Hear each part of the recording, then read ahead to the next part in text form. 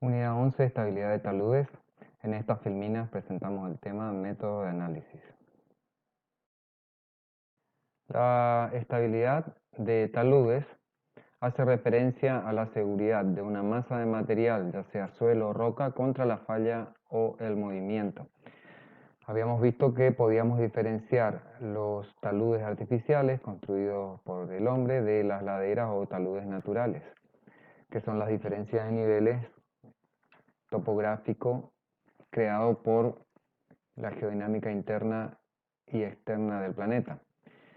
Básicamente, la diferencia más importante es que la ladera, debido a su historia geológica, tiene un comportamiento que determina la configuración de los suelos, de la roca, los flujos de agua, y esto influye en el comportamiento mecánico y en la estabilidad del talud.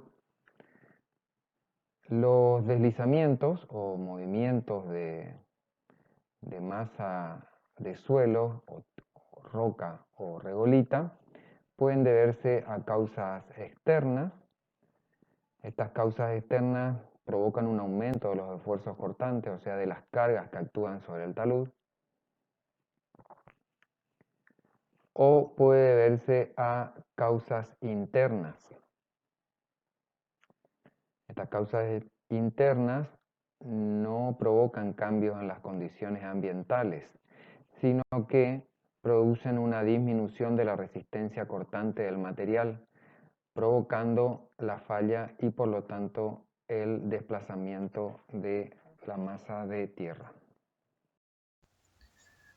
Análisis de la superficie de falla.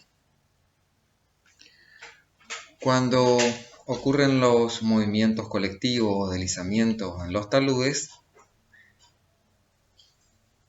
ese desplazamiento ocurre a lo largo de una superficie que se denomina superficie de falla. Puede ser o tener forma plana o tener una forma curva. Desde el punto de vista del análisis de ingeniería, esas superficies de fallas logran encontrarse para un valor mínimo del factor de seguridad y se denomina superficie crítica de falla.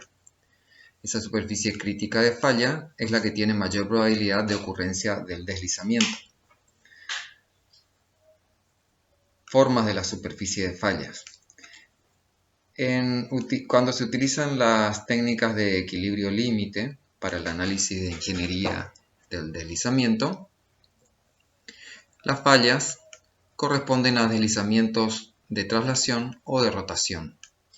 Cuando hablamos de deslizamiento de traslación, se asumen superficies planas, mientras que para movimientos o deslizamientos de rotación, se asumen superficies circulares, logarítmicas o alguna combinación de las anteriores. Análisis de las superficies planas. El desplazamiento o deslizamiento traslacional puede ocurrir en suelo o en roca, o en una capa de suelo sobre una capa de roca debido a discontinuidades preexistentes, como ser el caso de fallas, diaclasamientos, estructuras en formas de plano o a la propia organización en horizontes del suelo. Cuando ello ocurre, la forma de la masa que se desplazará tendrá una forma de cuña y se conoce como falla de cuña. Análisis de las superficies curvas. En suelos o rocas blandas o en suelos en contacto con rocas o rocas rígidas en contacto con rocas meteorizadas o rocas blandas, pueden ocurrir deslizamientos en forma rotacional, los cuales se caracterizan por tener una forma curva, que desde el punto de vista de ingeniería se pueden asimilar a círculos, cilindros o parábolas, o una combinación de ellas.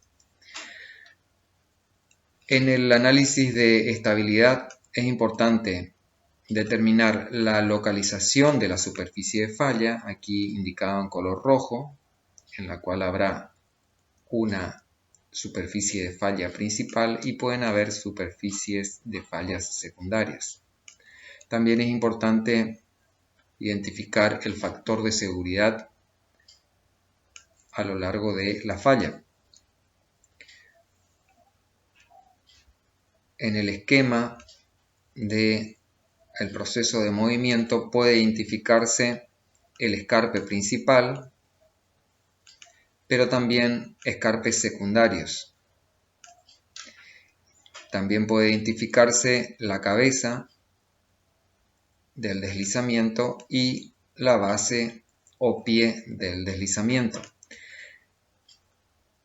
El material removido de la parte superior de la cabeza del talud normalmente se acumula en la base del talud y equilibra la masa que está por encima de ellas, formando un lóbulo frontal. Métodos de análisis. Existen distintos métodos de análisis de estabilidad de taludes que plantean superficies de fallas diversas, a veces planas y otras curvas, y distintas ecuaciones de equilibrio. Existen métodos que plantean el equilibrio de fuerzas equilibrantes y fuerzas desequilibrantes que provocan el movimiento, el equilibrio de momentos o el equilibrio de momentos y fuerzas. También existen métodos que plantean o analizan los esfuerzos y las deformaciones a través de métodos indirectos y métodos directos. Los indirectos se asimilan en su análisis a los que plantean el equilibrio de fuerzas y momentos. Entre las superficies de falla que se plantean tenemos superficies de fallas circulares o diversos tipos de superficies de falla, incluidas formas logarítmicas. En el proceso de análisis, el cálculo se centra en dos temas principales: la determinación de la resistencia media al corte del suelo y la determinación del coeficiente de seguridad que define la estabilidad del talud. Entre los métodos de cálculo tenemos los métodos de cálculos en deformaciones, que son métodos numéricos, utilizan programas de informática, se utilizan para cualquier tipo de superficies de fallas en situaciones más complejas. Existen métodos directos y métodos indirectos. El método de equilibrio límite puede categorizarse en métodos exactos y métodos no exactos. Entre los métodos exactos están las estructuras planares, como la rotura por cuña o por planos de deslizamientos. Entre los no exactos, el análisis puede hacerse de manera global, o sea, de toda la masa del terreno. Este sistema utiliza ábacos. O puede hacerse no en forma global, sino en forma parcializada, dividiendo a toda la masa en franjas, fajas o dovelas, de allí el nombre. Y existen métodos que son aproximados, que utilizan ábacos o hacen simplificaciones, y otros métodos que son más precisos, que analizan todas las fuerzas y todos los momentos que intervienen, y de esa manera plantean el equilibrio. Factor de seguridad. Se utiliza para conocer el nivel de amenaza de que un talud falle. Existen varios sistemas para plantear el factor de seguridad. tales como la relación de altura crítica, altura real, métodos probabilísticos y tablas empíricas basadas en comportamiento típico de taludes. La mayoría de los sistemas asumen el criterio de equilibrio límite, basada en el criterio de falla de Moore-Coulomb. A lo largo de una superficie se asume que en el caso de falla existen fuerzas motoras y fuerzas resistentes que son iguales a lo largo de dicha superficie y equivalentes a un factor de seguridad de valor 1.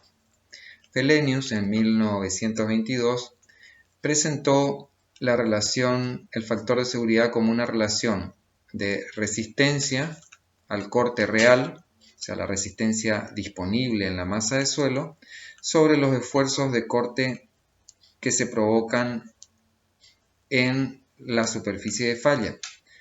Otro criterio podría ser dividir la masa en dovelas o bloques y plantear el equilibrio de cada dovela.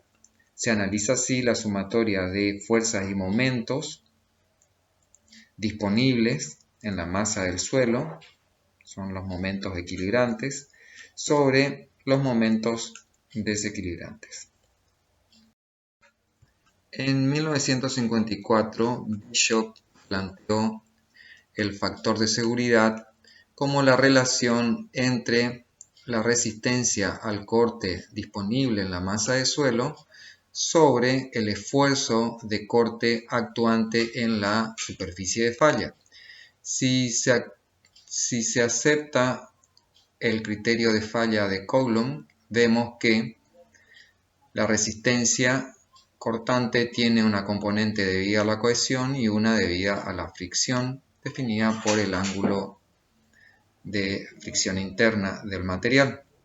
Si se reemplaza en la fórmula anterior, 4.1, puede identificarse que en suelos puramente cohesivos, en donde la fricción, el ángulo de fricción interna es inexistente, tendremos que el factor de seguridad dependerá de la relación de cohesión disponible en la masa de suelo sobre el valor de cohesión que actúa en la zona de falla. Por el contrario, si se trata de un material carente de finos o de propiedades cohesivas, tenemos los suelos friccionales. En ese caso, el factor de seguridad dependerá exclusivamente de la relación del ángulo de fricción interna. Siguiendo el análisis del factor de seguridad, distintos autores presentaron el factor de seguridad como una relación de esfuerzos o tensiones, de momentos resistentes y equilibrantes, relaciones de valores de cohesión o valores del ángulo de fricción interna, o la relación entre una altura crítica del talud y la altura total del mismo. En el análisis de la estabilidad del talud y en particular de la determinación del factor de seguridad, se debe distinguir las condiciones drenadas de las no drenadas. Cuando la inestabilidad de un talud ocurre debido a cambios de cargas en suelos de baja permeabilidad que no tienen suficiente tiempo para drenar el exceso de poropresiones, decimos que estamos en condiciones no drenadas. Si por el contrario el suelo tiene suficiente permeabilidad y permite disipar el exceso de poropresiones, estamos en condiciones no drenadas. Entonces, en el análisis del factor de seguridad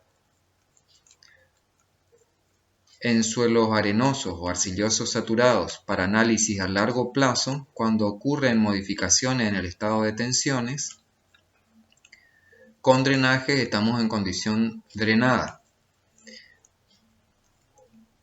Los excesos de poropresiones se disipan, entonces se trabajan con esfuerzos efectivos.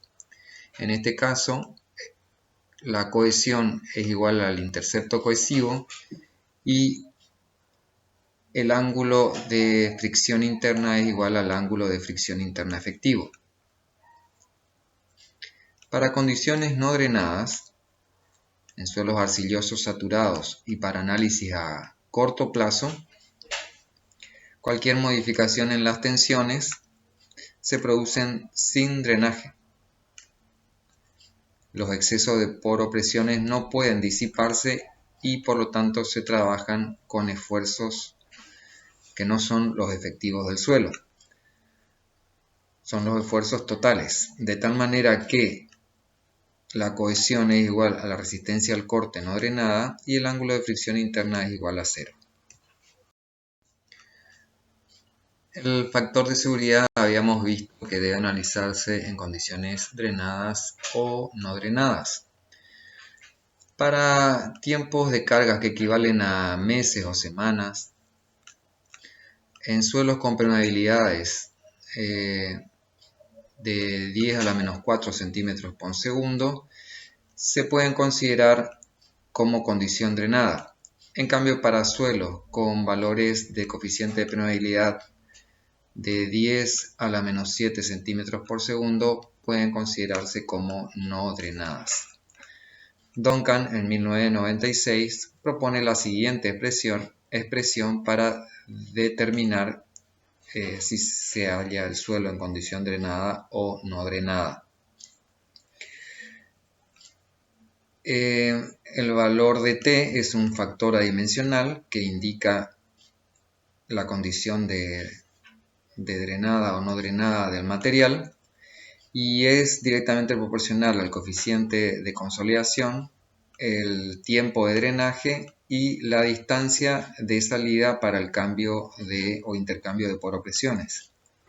Si el valor de T es mayor que 3, se trata de una condición drenada. Si el valor de T es menor que 0,01, es una condición no drenada. Para valores intermedios deben analizarse ambas condiciones y calcular o estudiar el factor de seguridad para situación drenada y no drenada. El factor de seguridad de diseño tiene en cuenta la magnitud de pérdidas económicas y de pérdidas de vidas. En el Manual Geotécnico de Deslizamientos de 1984 se indican factores de seguridad recomendados que atienden tanto al riesgo de vida como al riesgo económico. Cuando la relación entre ambos es baja o despreciable, se pueden tomar factores de seguridad menores que 1. En cambio, cuando la relación riesgo de vida, riesgo económico es elevada, pueden tomarse valores de coeficiente de seguridad de 1,4 e incluso mayores. Relacionadas con la tabla anterior, se encuentran ejemplos para categorizar tanto para el riesgo de vida como para el riesgo económico la condición de despreciable, bajo o alto. Ejemplo, en la tabla 4.2, que tiene en cuenta el riesgo de vida, se considera un riesgo despreciable aquellas áreas de recreación a cielo abierto de poco uso, mientras que las fallas que afectan a edificaciones o almacenamiento de materiales peligrosos se consideran de riesgo alto para la vida. De igual manera, para el riesgo económico, las fallas que afectan a parques se consideran despreciables, mientras que las fallas que consideran a servicios esenciales o afectan a edificaciones y pueden causar daño estructural importante se consideran como elevados. Cuando se requiere analizar el factor de seguridad de análisis existentes o para el rediseño de remediación de taludes existentes, se puede utilizar lo recomendado por el Manual Geotécnico para Deslizamientos, atendiendo al riesgo de la vida, que da valores de 1 para casos de riesgo despreciable y valores de 1,2 para el caso de riesgo elevado. Habíamos visto que los métodos de equilibrio límite podían ser considerados como exactos o no exactos. Vamos a analizar los métodos de equilibrio límite de ruptura o falla por planos. Tenemos la rotura planar y la rotura por cuña. Taludes infinitos. Aquí se asume una superficie de falla planar. Es el caso en que se tiene una inclinación constante y una extensión ilimitada. Esa extensión ilimitada puede considerarse como infinita cuando la longitud de deslizamiento, la longitud es mucho mayor que el espesor de la masa que puede desplazarse. En este caso, la superficie de falla es un plano. El sentido de movimiento está dado por las fuerzas desequilibrantes, aquí en color rojo, y es evitado por las fuerzas equilibrantes, aquí marcadas en color verde. Para ello puede plantearse ecuaciones de equilibrio tanto para suelos secos con o sin cohesión. El factor de seguridad se plantea a través de esta ecuación con base en el criterio de Mohr-Coulomb, en el que tenemos un sumando que tiene en cuenta la cohesión y otro que tiene la fricción interna, en cuenta la fricción interna del material. A partir de allí también puede calcularse la altura crítica, que es la altura hasta la que pueden hacerse las excavaciones o la acumulación del material sin que se produzca falla. En el caso de suelos no cohesivos, o sea, suelos friccionales con la cohesión igual a 0, este sumando se hace 0 y por lo tanto el factor de seguridad queda definido como la relación entre el ángulo de fricción interna del material y el ángulo beta del talud. Otro caso de falla por superficie planar es la de taludes finitos. Al contrario del caso anterior, el talud se considera finito cuando la altura crítica es similar a la altura del talud. La altura crítica es aquella para la que el talud se pone en movimiento o desliza. Aquí también se plantea un equilibrio de fuerzas equilibrantes, desequilibrantes y fuerzas resistentes. Y se plantea el factor de seguridad que tiene en cuenta tanto la cohesión como el ángulo de fricción interna. También puede calcularse la altura crítica, que es la altura para la cual el talud se mantiene en equilibrio. Por encima de este valor, el talud falla. Y cuando lo hace, falla a lo largo de una superficie que se considera plana. Este caso se utiliza principalmente para taludes que son casi verticales o cuando presentan debilidades estructurales como estratos que usan en ese sentido o diaclasamientos o fallas existentes. Entre los métodos que plantean el equilibrio límite, cuando hablamos de métodos no exactos, hablamos de los métodos de estabilidad global, o sea, hacen un análisis de toda la masa del terreno que se puede desplazar, o el otro método que puede utilizarse es, en vez de hacer un análisis global, dividir a la masa que puede desplazarse en dovelas o franjas. En ambos casos, las superficies de fallas son de tipo circular. Antes de realizar una aproximación a los métodos de análisis de taludes finitos de superficie de falla circular, es importante analizar las distintas posibilidades de falla por deslizamiento rotacional. Spencer en 1967 postula que el deslizamiento circular está controlado principalmente por la relación entre los parámetros resistentes del suelo y la geometría del talud.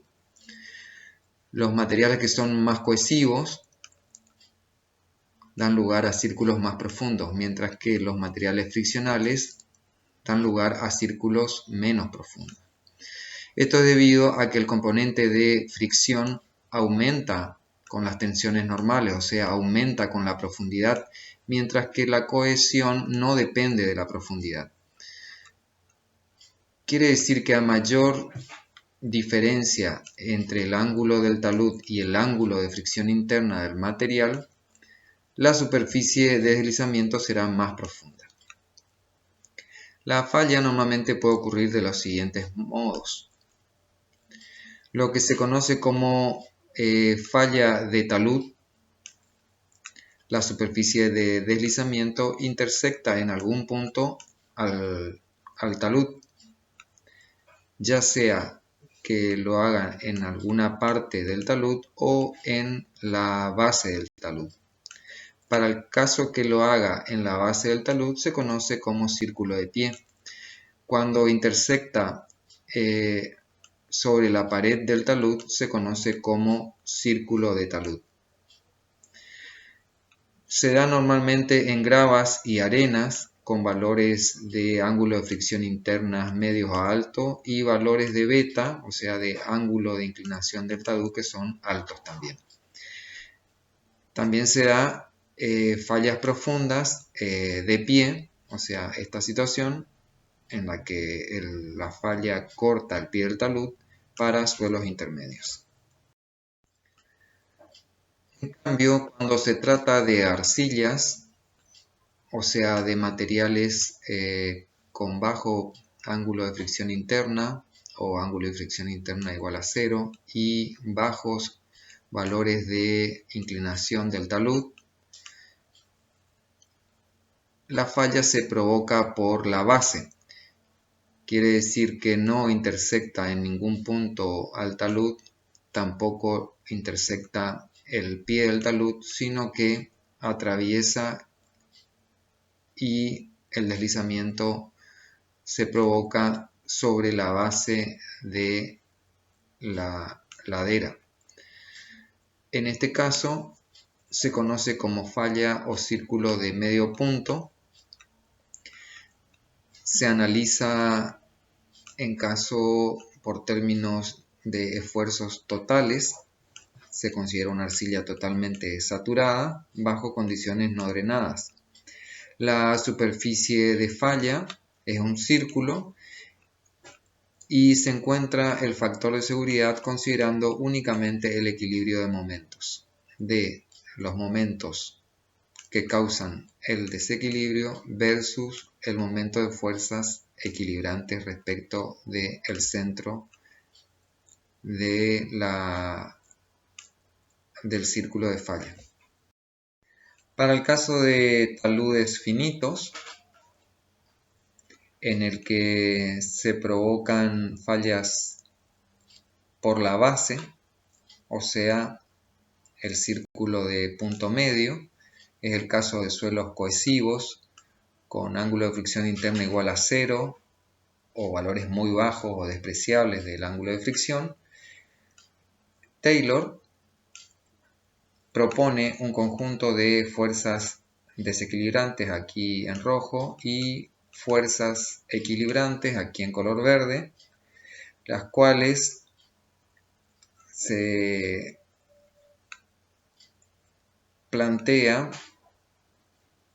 una sumatoria de momentos equilibrantes y momentos desequilibrantes para encontrar el factor de seguridad, el cual es una relación entre la cohesión disponible en el suelo y la cohesión necesaria para que no se produzca la falla. La masa de suelo por encima de la superficie de deslizamiento se considera homogénea, aunque hay que decir que esta situación de homogénea no es común para la mayoría de los taludes naturales. Por lo tanto, esta solución es empleada principalmente en taludes artificiales. Para taludes finitos, el método de Taylor utiliza ábacos que relacionan la altura, el ángulo del talud con el factor de profundidad, que es una relación entre la altura crítica y la altura hasta el estrato resistente, y determina también el coeficiente de estabilidad, que es un valor que depende de la cohesión. De tal manera que puede plantearse, a partir de la elección de un ángulo de talud, ingresar con ese valor, cortar el factor de profundidad que viene determinado por la relación entre la altura hasta el estrato resistente y la altura hasta la que se desea elevar el talud o realizar la excavación, y así obtener el número de estabilidad. A partir de allí se puede calcular la cohesión necesaria para lograr la estabilidad o la altura crítica necesaria que no ha de sobrepasarse para lograr la estabilidad del talud.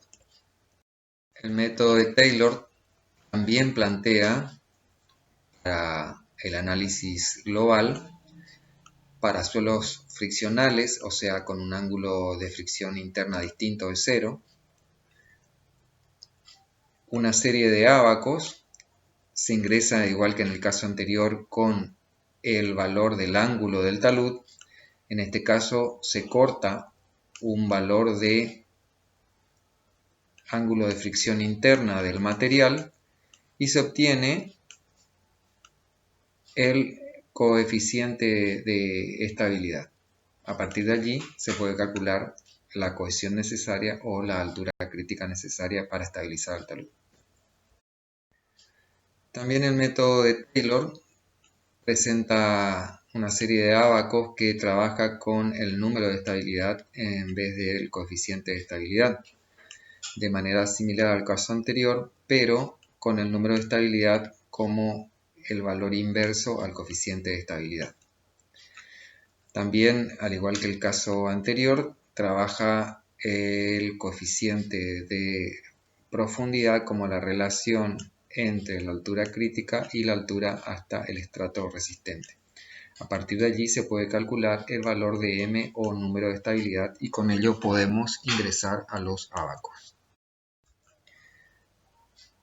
El método de Taylor presenta también un ábaco en la que se relaciona el ángulo del talud, el factor de profundidad y el número de estabilidad m como inverso del coeficiente de estabilidad.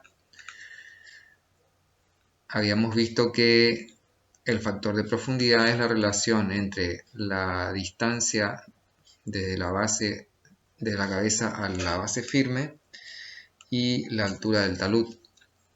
Si analizamos el gráfico, para valores de ángulo del talud mayores que 53 grados, todos los círculos son círculos de pie. Para valores de beta menores que 53 grados, se marcan en línea continua en la zona roja los que corresponden al círculo de pie. En línea punteada los que corresponden a círculo del talud y por encima de la franja de color rojo tenemos los que corresponden al círculo de pie. Al igual que el caso anterior, Taylor presenta para el caso de suelos friccionales, o sea con ángulo de fricción interna distinto de 0, se puede ingresar a ábacos con el ángulo del talud beta, cortar el ángulo de fricción interna que corresponda y obtener el número de estabilidad. para desde allí despejar la cohesión necesaria o la altura crítica necesaria para la estabilidad del talud. El método de Taylor también propone ábacos y tablas para localizar el centro del círculo y poder trazar el círculo de falla. Para ángulos de talud mayores que 53 grados, propone un ábaco en el que se ingresa con el ángulo del talud y cortando dos líneas se obtienen los ángulos en grados que nos permiten localizar el centro y dibujar la línea de falla. De igual manera, para valores del ángulo del talud menores que 53 grados, se puede ingresar con el coeficiente de estabilidad o con el ángulo del talud y obtener los ángulos alfa 1 y alfa 2 que nos permiten localizar el centro del círculo para poder dibujar la línea de falla. Similar a los casos anteriores, para poder dibujar el círculo de punto medio, o sea con valores de beta del ángulo de talud menores que 53 grados, existe un ábaco en el que se ingresa con la pendiente y con el factor de profundidad y se obtiene el valor de n que nos permite localizar a qué distancia de el pie del talud se encuentra el punto en donde la línea de falla corta a la base. Otro método para el análisis de taludes finitos de falla circular habíamos visto que era el método de las dovelas. Este método se utiliza para suelos heterogéneos o estratificados, también puede usarse para suelos homogéneos y propone dividir en franjas verticales o dovelas a toda la masa que se halla por encima del círculo de falla. Se proponen por tanteos distintas superficies de falla, ya sea por el pie o por la base. Se plantean equilibrios de fuerzas y momentos de cada una de las dovelas individuales y se plantea la sumatoria. El círculo crítico, que determinará la falla crítica, se hará para aquel valor de factor de seguridad que sea mínimo de los casos que se planteen. Como habíamos visto, hecha la división de la masa en franjas verticales, se plantea la sumatoria de fuerzas equilibrantes y desequilibrantes y el momento de estas fuerzas respecto del centro del círculo, de tal manera que puede de esa forma hallarse el factor de seguridad. Entre el método de las dovelas, Bishop presentó en 1955 un método simplificado, que es una variante del método de Fellenius. Dejaba como incógnita las componentes tangenciales de las caras verticales de la franja y calculaba el factor de seguridad en función de dichos componentes. Se plantea, igual que en el caso anterior, un equilibrio de fuerzas y momentos respecto del centro de falla. De esta manera, en forma simplificada, el factor de seguridad queda definido por esta expresión y se introduce el concepto del valor m, que es un coeficiente que puede hallarse también por ábacos, ingresando con valores del ángulo alfa de la dovela y cortando la relación tangente del ángulo de fricción interna sobre factor de seguridad, se puede obtener ese coeficiente.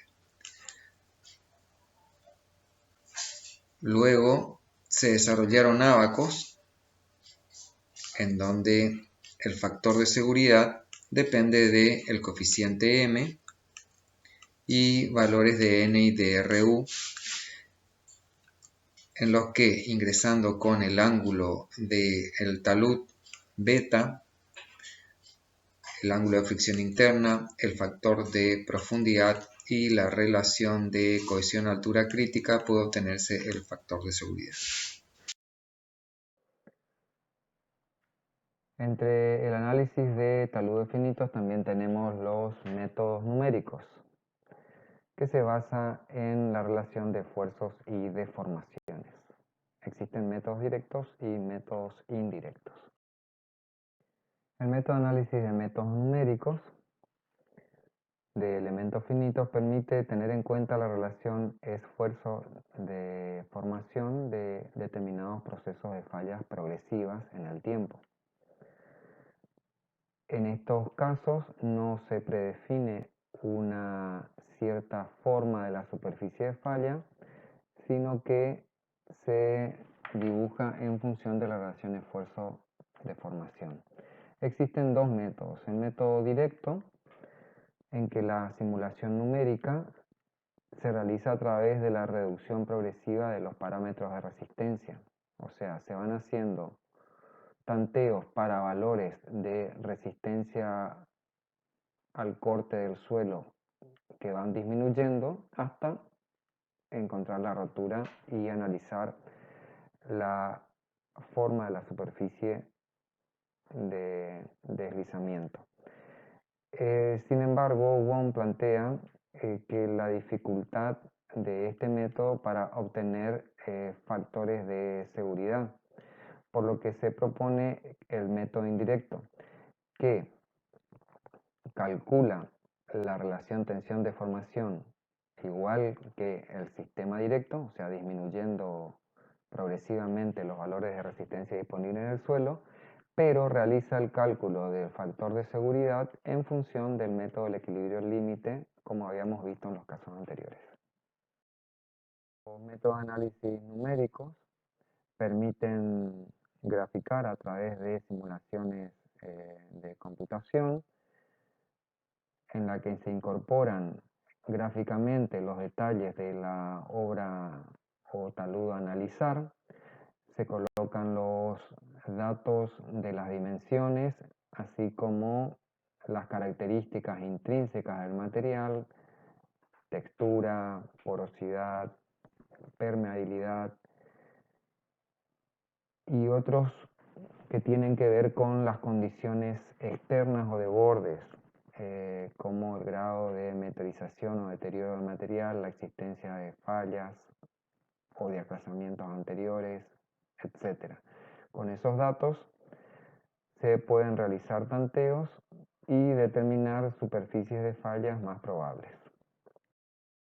Los métodos numéricos tienen la ventaja de permitir también el análisis de otros tipos de equilibrios como los planteados para el equilibrio límite, de tal manera que se pueden dibujar las características de los estratos, los valores en distancia y la topografía del terreno y determinar el centro del círculo de falla más probable, al igual que lo hacíamos con los métodos gráficos anteriores.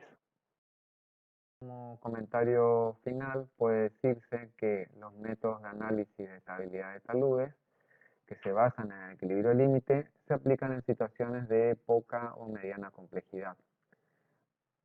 Para suelos homogéneos de geometría sencilla se recomienda el uso de ábacos. En suelos homogéneos arcillosos a corto plazo, o sea, condiciones no drenadas, sin disipación de las poropresiones, se trabajan con valores de resistencia totales. En cambio, en suelos homogéneos arenosos arcillosos, en análisis a largo plazo, condiciones drenadas, con disipación de poropresiones, deben considerarse los parámetros de resistencia efectivo. En suelos heterogéneos es aplicable el método de las dovelas. y para casos de mayor complejidad, los métodos de simulación ofrecen mejores soluciones debido a las posibilidades de tanteo.